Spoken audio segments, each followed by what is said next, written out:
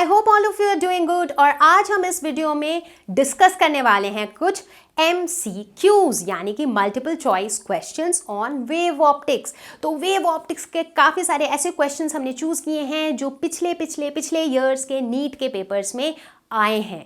तो ये आपके लिए एक बहुत ही अच्छा रिवीजन भी रहेगा और आप साथ ही साथ इन क्वेश्चंस को प्रैक्टिस भी कर सकते हो। Let's get started. फ्रैक्शन। तो पहला क्वेश्चन देखते हैं।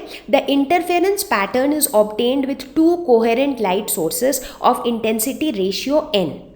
ठीक है, मतलब हमको इंटरफेरेंस पैटर्न दिख रहा है, दो लाइट सोर्सेस हैं और उन दोनों लाइट सोर्सेस की जो इंटेंसिटी है उनका रेशियो है n। तो इसका मतलब है अगर उनकी इंटेंसिटीज I1 और I2 है तो I1 by I2 जो है वो n है।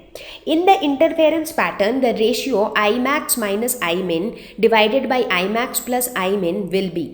तो याद है हमने जब बात की थी रिजल्टेंट इंटेंसिटी की, हमने देखा था कि जो रिजल्टेंट इंटेंसिटी I होती है वो हम ऐसे निकालते हैं I1 plus I2 plus 2 root over I1 I2 into cos phi, जहाँ पे फाई जो है वो फेज डिफरेंस होता है दोनों वेव्स के बीच में। तो अब जब हम I मैक्स की बात करते हैं तो I की मैक्सिमम वैल्यू कब होगी? जब कॉस फाई की वैल्यू 1 होगी। ठीक है, तो जब कॉस फाई की वैल्यू 1 होगी तो I मैक्स की वैल्यू हो जाएगी I1 plus I2 plus 2 root over I1 I2, जिसको कि हम लिख सकते हैं root over I1 plus root over I2 whole square. ठीक उसी तरह से I की वैल्यू मिनिमम तब होगी जब कॉस फाई की वैल्यू -1 होगी। तो वहाँ से हम लिख सकते हैं कि I मिनिमम जो है वो हो जाएगी I1 plus I2 minus 2 root over I1 I2, यानी कि root over I1 minus root over I2 का होल स्क्वायर। तो अब हमारे क्वेश्चन में जो ये दिया हुआ है इसमें हम सिंपल मैथमेटिक्स लगाएंगे।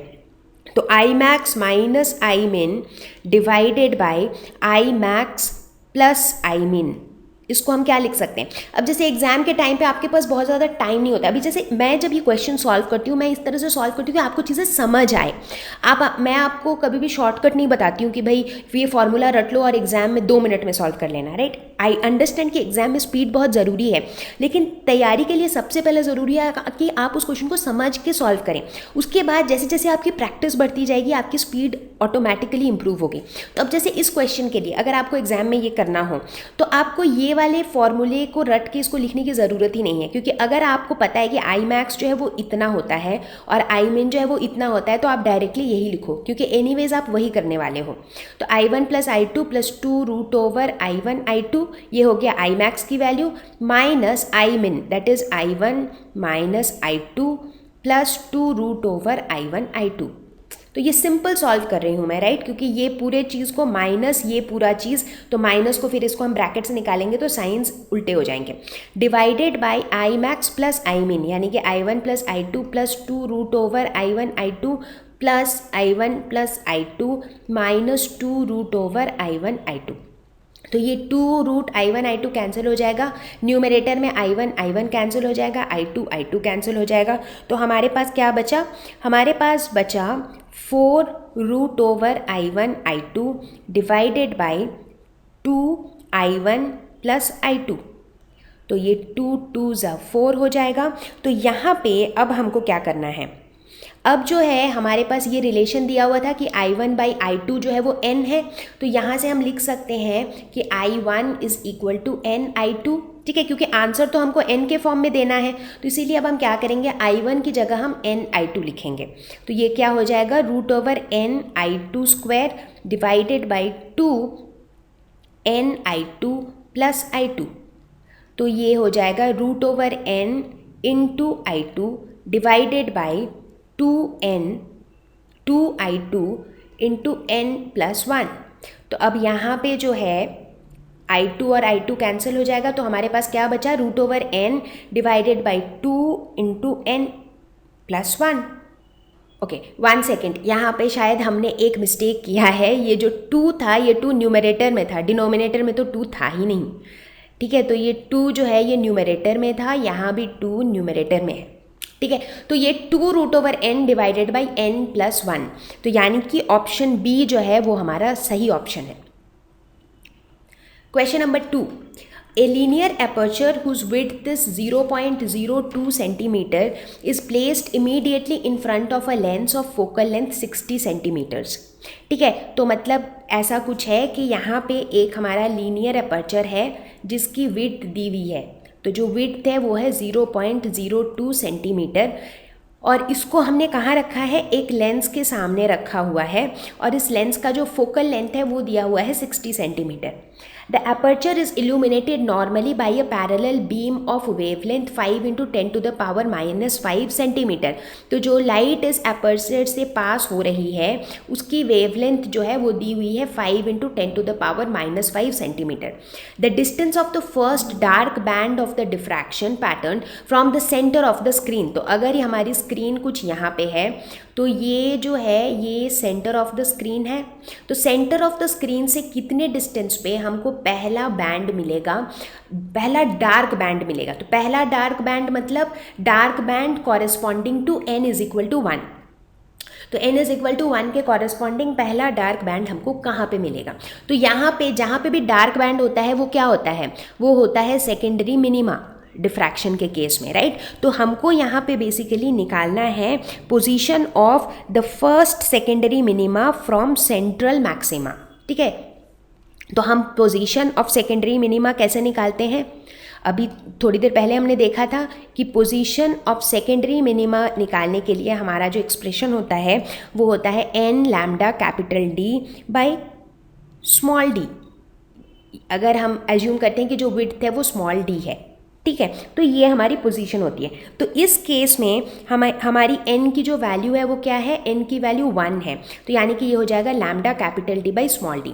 अब यहाँ पे स्मॉल d की वैल्यू हमें दी हुई है, लैम्डा की वैल्यू भी हमें दी हुई है. कैपिटल D यानी कि स्क्रीन से जो डिस्टेंस है वो कितना होगा.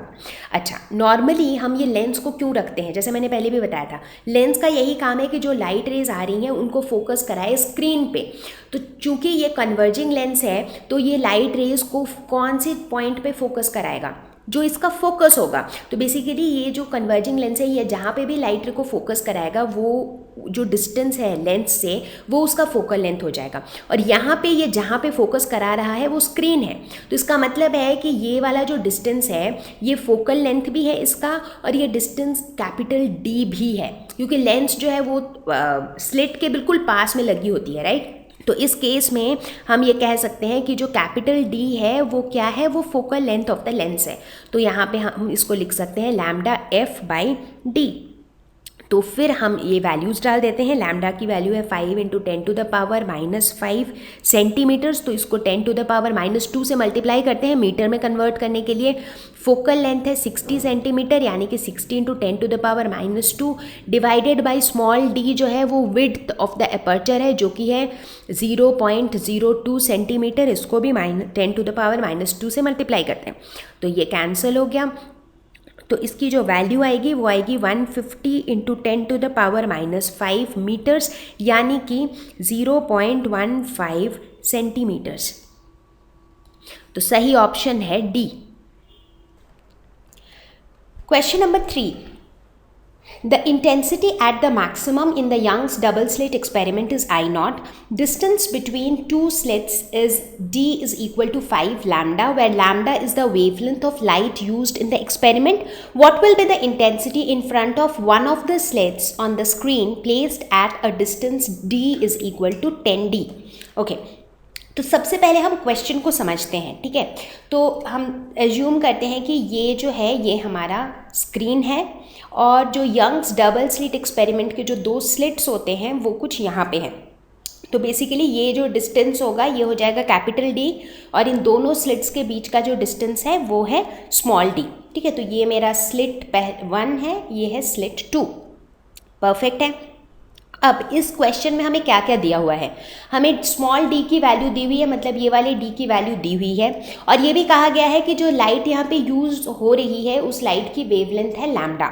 ठीक है, हमें निकालना है कि इंटेंसिटी कितनी होगी in front of one of the slits. तो लेट अस से कि हम ये S1 स्लिट के सामने की जो पॉइंट है, एग्जैक्टली सामने जो पॉइंट है इसको हम पॉइंट P कहते हैं, और हमें निकालनी है कि इस पॉइंट P पे इंटेंसिटी कितनी होगी. राइट। तो ये हमारा सिंपल सा क्वेश्चन है। अच्छा, अब स्क्रीन का जो सेंटर है वो क्या है, स्क्रीन का सेंटर ये वाला पॉइंट है, लेट अस से पॉइंट ओ।